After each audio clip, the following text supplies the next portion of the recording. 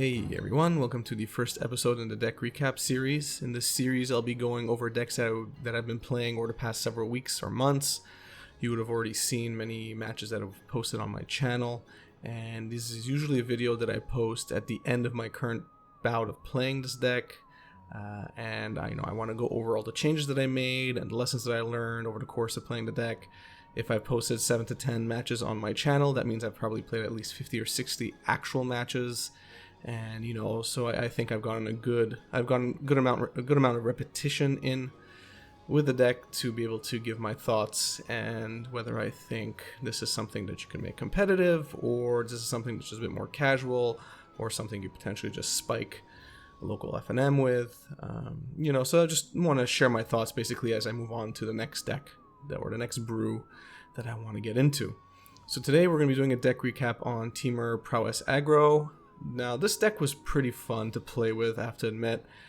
It's one of those, these are your creatures, attack with them, deal as much damage as possible, and move on. I'm much more used to playing more tempo or controls type strategies, so this was a nice little change for me. And, I've made quite a few changes along the way, and I want to go over them, starting with Bedlam Reveller. So, I initially thought that Bedlam Reveller would have been a good addition to the Temur Prowess Aggro plan. I know that the mono red version, or potentially even the Izzet versions, do run Bedlam Reveller, but I think in the Temur plan, especially stretching to 3 colors, I found that Bedlam Reveller was just a bit too clunky and slow.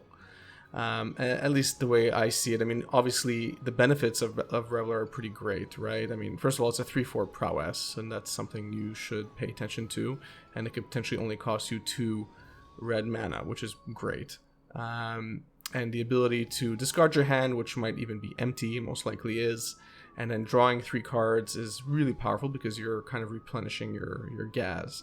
So, I mean, there's definitely room for Reveller in the Temur Prowess Aggro strategy or shell, but I found that I didn't enjoy playing with it as much, so I actually did remove it relatively early on. I mean, if you look at the backdrop for this deck, I had Reveller in it because I initially thought that Reveller was going to be a mainstay, but then putting in some repetition with it, I just didn't like it. It might just be a playstyle thing as well, but I wasn't really a fan of it. So, yeah, Reveller, something you could play around with. I feel like our other threats are just fine, and we replenish gas just fine.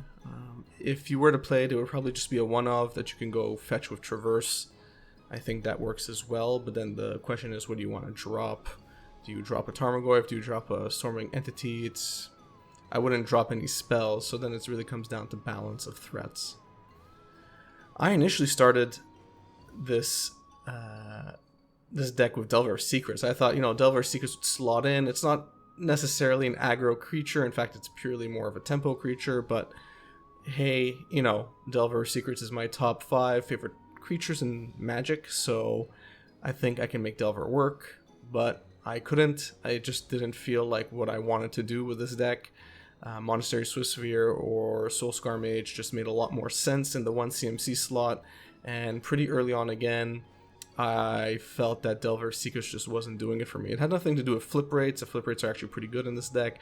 It's just not... It's not as good as the other creatures in this deck, given the strategy of this deck. Given the fact that we're not running any counters, we can't really protect Delver's Secrets, and there's just too much investment in Delver to get it off the ground and start hitting our opponent. Plus, we have Storming Entity, and if you look at the deck tech that I have on this, which I'll link to, Storming Entity is awesome, and it's a flyer, it's in the air, it comes down for 2 CMC, most likely, or 3 at the most, and, it's just a better, much better Delver, at least in terms of body. We could talk about cost and curve and all that, but in terms of just body and threat in the air, Storming Entity is much better, right? It's just superior. So Delver's Secrets was just not something I was interested in running too much farther. I think I got rid of it. I put in Soulscar Mage and I haven't looked back since. So for creatures, that was pretty much it. Up next, it goes to basically spells. I didn't change the spells too much from the original list. I got rid of Lava Dart. I know Lava Dart works in the mono red shell, but there's just more space for it there, and I think there's a lot less space for it here. There's the flashback. I mean, the flashback you're rarely going to use, but just the 1 damage target creature or player is not really enough. I rather play the other burn spells that I have in here with Tarfire and Lightning Bolt, so Lava Dart just kind of bit the dust relatively early on as well. I just didn't feel like it was enough for me, and there was just too many other cards I wanted to fit into the deck, and I couldn't rationalize Lava Dart. I don't feel like the deck needs any more burn spells. I think we have a good balance, and I think Lava Dart just doesn't have a role in Temur Prowess. I also ran Seal of Fire. The idea here was to make my Tarmogoyfs bigger, was to make my Delirium turn on really early. I just didn't really need it at the end of the day. Yeah, I mean, Storming Entity really changed a lot about the deck, and we didn't need to have an insane reach with Tarmogoyf, because now we also have Storming Entity, and yeah, it's a card that I dropped because I just needed to play other cards instead. And Seal of Fire was just, again, it wasn't extra damage that we needed to deal. We had enough of our creatures and our existing spells, and I prefer, Seal of Fire over this in this instance. Plus, Seal of Fire, in theory, on turn 3, could trigger Storming Entity's cost reduction ability, and this would not. So I had to kind of take that into consideration as well. Now, when I first started this deck, I had some number of Remands in there, and I played around with other counter spells as well, but I figured Remand would work here. And I soon realized that, again, in a Temur Aggro shell, counter spells just really had no place in the main. I moved some counter spells to the side, but in the main, especially game 1, you want to be as quick as possible, and counter spells are not the type of game plan that you have, especially in game 1. But in most of your game plans, counter spells are not what you want to be doing, and if you are running a counter spell, it better be a counter spell that truly counters something, and Remand isn't that. So in theory, you could have played Mana Leak here, but again, game 1, it's not something you want to be doing. In theory, you could run Mana Leak in the sideboard, and that would work. I don't, but you could, and yeah, it's something you would bring in against decks where you feel you can't just beat them out purely on damage alone. So take that into big consideration. Don't make the mistake of playing counters in the main, because I just don't think it works. It really doesn't. I really tried, because that's my origin. It's part of my origin, right? I like the tempo plan where we play counters. I like the control plan where we play counters, but here it just doesn't make sense. It's Temur Prowess Aggro. You got to play aggro. So drop the Remands or any other counter spells. And that's really it in terms of card composition, or at least in terms of card changes that I made. I mean, I changed the numbers of the other cards, how many Tarmogoyfs I played, how many Storming Entities I played, but at the end of the day, the current formulation that you see in the list, which I have linked below, is the formulation that I finished the deck off with, that I'm happy with. And now I just want to quickly go through the top archetypes that are currently in the modern meta, so tier 1, 2, essentially, and just how Temur Prowess Aggro plays against these types of decks, starting with Storm or Amulet Titan. I guess you could just put combo here in general, but Storm is tricky because Storm could go off pretty quickly, so you need to put a clock on them really early. And yeah, I mean, it's hit or miss here. You really have to, like I said, go quick. Make sure you remove any of their creatures, which accelerate their spell casting by reducing the cost. And yeah, you gotta race them really, really fast. Blood Moon out of the sideboard doesn't do much for you here. So Storm, it's really 50-50. I'd say almost it's not even a favored matchup. It's probably even 40-60 in their favor. Amulet Titan, or just whatever Titan style decks. Yeah, I like this matchup a lot more, at least over Storm. And Blood Moon plays a big role here, which you also have Artifact Hate, which helps with Amulet of Vigor. And yeah, I mean, everything else is just a race. So they're not racing you. They rarely play play counter spells or removal. So you just have to make sure you deal as much damage as possible. Your opening hand should be Gaz. Don't keep opening hands that are slow. In some games I keep Tarmogoyf in an opening hand, and that's my only threat, but against Amulet Titan I wouldn't because it's a bit too slow. Unless it was Tarmogoyf plus 6 other insane cards, but that's rare.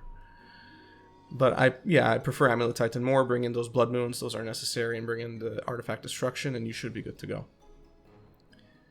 Up next is the aggro or burn decks. So just, mono red burn, blitz, the goblin decks.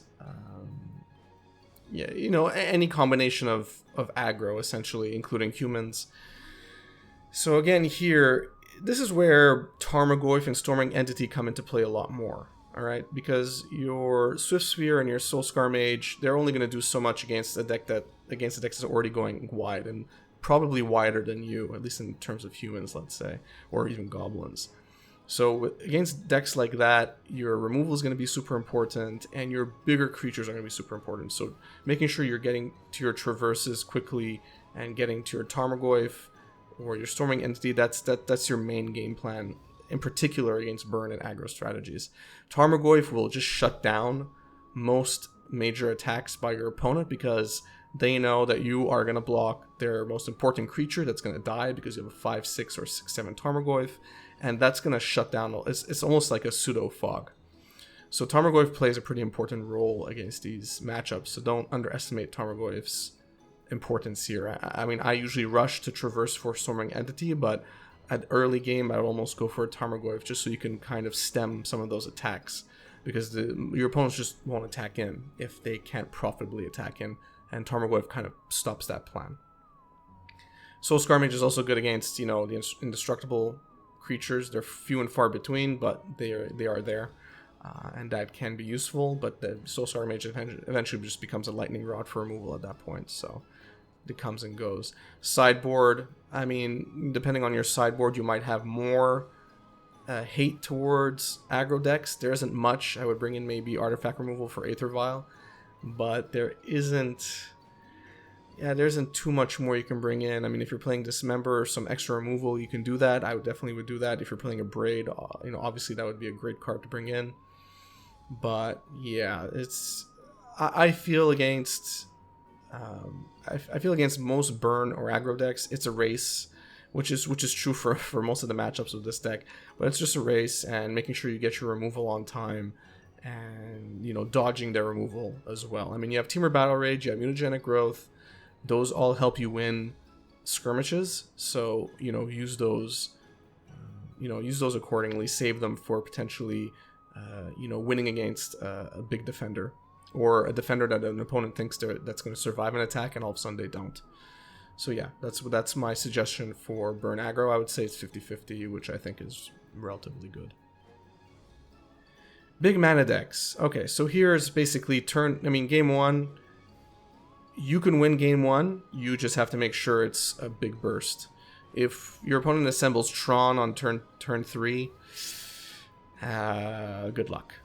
Because if they're assembling Tron, they probably have Karn or Ulamog or whatever, or Yugen or whatever, something stupid. And yeah, at that point, well, I don't think you could do Ulamog turn 3, but you could do Yugen. And yeah, once those Planeswalkers come down, just scoop, because unless you've already brought them down a significant amount of life, it's game over in my experience.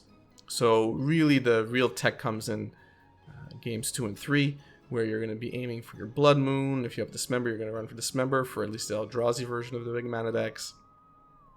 And again, it's more praying. I use Ceremonious Rejection, and I have some Artifact Hate, which all help against big mana decks, especially ones that play Chalice of the Void, for example.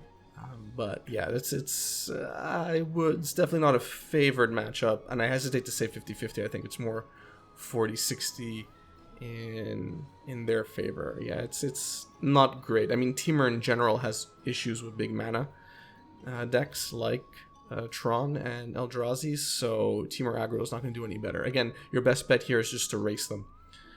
Go wide as quickly as possible, and hit your specific removal spells.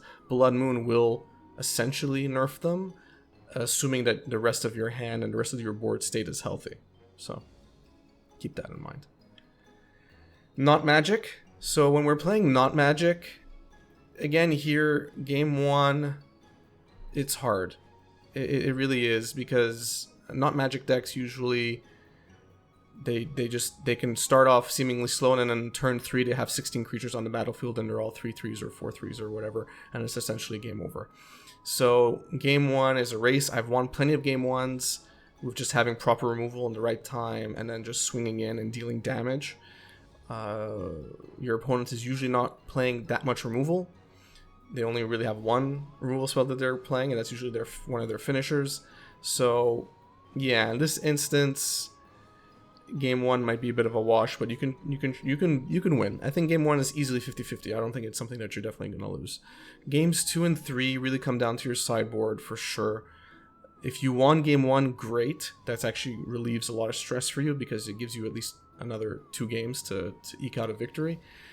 You might want to bring in Blood Moon, and I think this comes down to playstyle or just your gut feeling. I feel like Blood Moon hoses traditional Not Magic decks more than the Crabvine version of the Not Magic decks, but it's going to be more your call. And maybe your potentially your meta, or the opponent that you're playing, you know what kind of lands they're playing, and then you bring in Blood Moon accordingly. I've definitely played Blood Moon against these types of decks, and it has worked.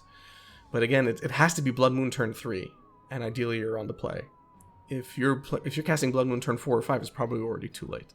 So you really need to Blood Moon them, like, essentially as soon as possible, and that's super important. So keep that in mind. Surgical Extraction is really your friend here, because if you surgically extract Prize Amalgam or another threat, and they don't run many, it's essentially game over. Vengevine is your other option there, right? And I've done it. I think I already posted a match with Crabvine where I did that, and your opponent just auto scoops because they have nothing else.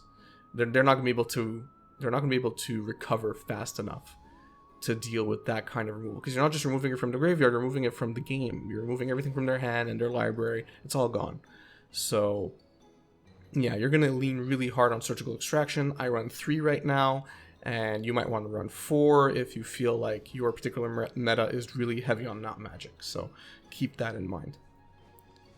Control. So this is a really hard archetype to play against, or whatever deck strategy you want to play against. I would say pure control, where you're not playing against Stoneforge, like Blue Moon, for example, which, I have a matchup posted, or any other variants. I think against those types of decks, you have more play. Against decks that have Stoneforge Mystic, oh, it's rough. It's easily like a 30-70 in their favor, I feel. At least in my experience. Maybe I'm just a poor pilot and you can do better. It is really truly a race. You can win, and I've won matches, but they're hard, and I don't feel like I got an easy win, and I guess that's a good thing. I don't necessarily like easy wins, but keep that in mind. Control matchups are a bit difficult. If you're playing a lot in your meta, you might want to adjust your sideboard accordingly to deal with control decks a lot more easily. Maybe bring in a lot more artifact removal, or just more Veil of Summer. That's something that you might need to do, and you might need to adjust in your sideboard. It is winnable. I have won, but you have to do early disruption early, and you got to make sure you hit those disruption spells. If you can remove Stoneforge Mystic turn 2 before they get to tap, put Batterskull onto the battlefield, that's pretty important, because then they're not going to be casting Batterskull for another 3-4 turns at least. So keep that in mind, and keep that in mind when you're keeping a hand as well. Last but not least, Jund, Gruul, or anything in the mid-range area. In particular, in this case, Jund and Gruul, which are currently in the top decks in the meta. Again, here, they run a sleuth of really good removal and really good hand disruption. So these are hard decks to win against. Now again, you have a lot of small creatures, and you only have to deal so much damage to take them out, but your opponents are also playing creatures, and they're also playing removal. And in the case of Jund, it's just they can overwhelm you really quickly with removal. Liliana, turn 3 is going to be rough if you don't have any kind of removal on hand to get rid of it. And yeah, you just need to make sure that the hands that you keep are really strong, and keep into account not only that your opponent might be removing the creatures you cast, but your opponent might be just discarding your creatures before you even cast them, or whatever, your protection spell, or your whatever, your damage spell, whatever it is. That's really what you need to take into account. And aggressive mulliganing in these instances is not the best idea. So I would say don't keep suboptimal hands, but don't think that you could go down to 5 or 4 cards to get the perfect 5 or the perfect 4, because it's not going to go in your favor, I assure you. They're almost certainly going to Thoughtseize you or Inquisition you or whatever, Croxa you turn 2, and yeah, it's not going to look good. So these matchups are a bit more difficult. I feel Blood Moon against a Jund matchup is really critical. You can do it. Veil of Summer is also critical here. You can make other adjustments if need be to kind of protect yourself from Jund, just like you would against Control in this case. So if there's heavy Control and heavy Jund in your meta, that's going to go to your favor because there's a lot of cross-pollination with cards in your sideboard. Gruul, on the other hand, is a bit tricky. You're not going to Blood Moon Gruul because they're going to try and Blood Moon you, so that it's not really a deck where you can Blood Moon. And yeah, it's going to be a tough matchup. I think against Gruul, you're a bit better off. If they happen to cast their Glorybringer, it's game over. Or almost game over, so keep that in mind. You have to keep in mind Glorybringer. You might want to adjust your sideboard accordingly to take out Glorybringer. Either kill it once it lands on the battlefield or counter it, with Disdainful Stroke or something. Whatever it is, you have to keep that in mind when you're playing against Gruul. And respect Blood Moon, because you are a Blood Moon deck, but you can be Blood Mooned if you don't fetch accordingly. So keep that in mind when you're playing against these decks. So I really hope you found this recap interesting.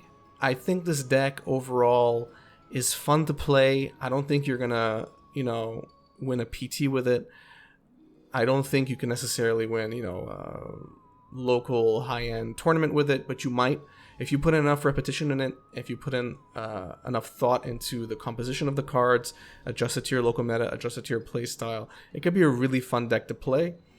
Inevitably though, if someone asks me, is this a more efficient Blitz deck or a more efficient Prowess deck, I would have to say almost no. The main strengths for splashing green here are Traverse and Sideboard, which is significant because Traverse does really help you win games. The question is it enough, or is it just better to just go all out mono red and just, go all in, attack with all the creatures that you can attack with, damage them with your lava darts and whatever, and just take out your opponent. Now, that, we might say that it is more efficient, but I also find that a bit more boring.